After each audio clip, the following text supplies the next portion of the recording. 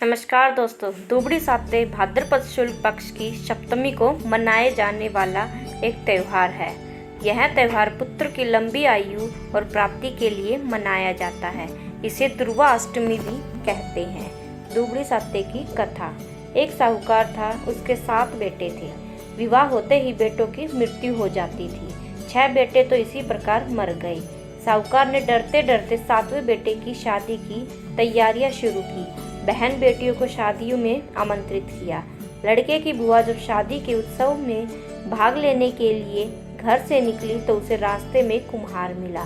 बातचीत में बुआजी को मालूम चला कि साहूकार का बेटा विवाह के बाद भी जीवित रह सकता है यदि दुबड़ी साते की पूजा करे, ठंडी रोटी खाए और शादी में सारे नेकचर उल्टे कर दे। शादी में बुआजी ने ऐसा ही किया। वो गाली देते हुए घर में घुसी। उन्होंने सारे नेकचर उल्टे करने शुरू कर दिए। बारात निकलने को हुई तो बुआजी ने पिछले दरवाजे से बारात निकाली। तभी सामने का दरवाजा गिर पड़ा। सबके मना करने पर भी स्वयं जिद करके दूल्हे के साथ बारात में गई। रास्ते में बाराती जब एक बड़ वृक्ष के नीचे आराम करने लगे तो बुआजी ने जानबूझकर सबको धूप में ही बैठने पर विवश किया। तभी उस वृक्ष टूटकर गिर पड़ा। सभी ने बुआजी की सूझबूझ की बड़ी तारीफ की। बारात पहुंचने में जब डुकाव के लिए चले तो बुआजी ने जिद करके पिछले दरवाजे से डुकाव ले जाने के लिए कहा। तभी सामने का दरवाजा गिर पड़ा। फेरे के समय बुआजी कुम्हार के कहे अनुसार एक मिट्टी के बर्तन में दूध और एक तांत का फांस लेकर बैठ गई। आधे फेरे होने के बाद एक सांप आया और वह दूल्हे को डसने ही वाला था कि बुआजी ने उसकी तरफ दूध का कटोरा सरका दिया। जब सांप दूध पी रहा था तो बुआजी ने तांत से उस सांप को फंसा लिया। थोड़ी देर में सांपनी आई और सांप को छोड़ने के लिए कहने लगी। बुआजी ने कहा कि वह सांप को उसी शर्त पर छोड़ेगी तब सांपनी पहले उसके 6 भतीजों और पत्नियों को वापस लौटा देगी। सौंपनी ने कहा।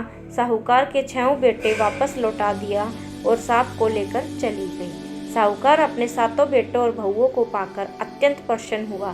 धूमधाम से विवाह संपन्न हुआ। साहूकार के परिवार में सर्वप्रथम दुबड़ी साते की पूजा की, क्योंकि उसी के आशीर्वाद से साहूकार को पुनः पुत्र व पुत्र वधुओं का सौभाग्य प्राप्त हुआ था। हे दुबड़ी साते माँ, जैसा उस साहूकार के बेटे बहू के लिए किया वैसा सब के लिए करना। कहानी कहने वाले के लिए, सुनने वालों के लिए, पुकारा भरने वालों के लिए, सारे परिवार के लिए करना। बिंदाई जी की कहानी। एक अंधी बुढ़िया माई थी। उसके एक बेटा और बहू थी। वह हर रोज गणेश जी की पूजा करती थी। गणेश जी महाराज उससे रोज कहते थे, बुढ़िया माई कुछ मांग। बुढ़िया माई कहती, मुझे तो मांगना नहीं आता। गणेश जी बोले, अपने बेटे बहू से पूछ ले, फिर मांग ले। बुढ़िया माई ने अपने बेटे से कहा, बेटा गणेश जी कहते हैं कुछ मांग, सो मैं क्या मांगूं? बेटा बोला, माँ धन मांग लो। उसने बहू से पूछा। बहू बोली, सासू जी पोता मांग लो। बुढ़िया ने सोचा, ये तो दोनों अपने अपने मतलब की चीज मांग रहे हैं।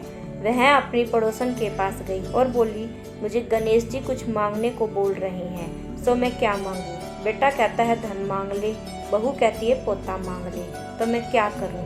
पड़ोसन बोली, क्यों तू पैसा मांगे और क्यों पोता मांगे? थोड़े दिन जीना है, सो अपने लिए दीदा गोटा मांग ले। बुढ़िया माई ने पड़ोसन की बात नहीं मानी। उसने सोचा, बेटे बहू की भी बात माननी चाहिए और अपने सुख की भी। दूसरे दिन गणेश जी आए। बोले, बुढ़िया माई कुछ मांग। वो बोली, मैं अपने पोते को सोने के कटोरे में दूध पीता देखूं। इस तरह एक वरदान में उसने अपने बेटे के लिए धन, बहू के लिए बेटा और अपने लिए नेत्र दृष्टि व अच्छा स्वास्थ्य मांग लिया। गणेश जी बोले, अरे बुढ़िया माई, तू तो चतुर है, तुमने तो सब कुछ मांग लिया, बस इसी तरह हो जाएगा। इतना कहकर गणेश जी अंतर्ध्यान हो गए। हे गणेश जी महाराज, जैसा उस बुढ़िया माई को दिया वैसा सबको देना। कहानी कहने वाले को, सुनने वाले को, पुकारा भरने वाले को, अपने सारे परिवार को देना। धन्यवाद।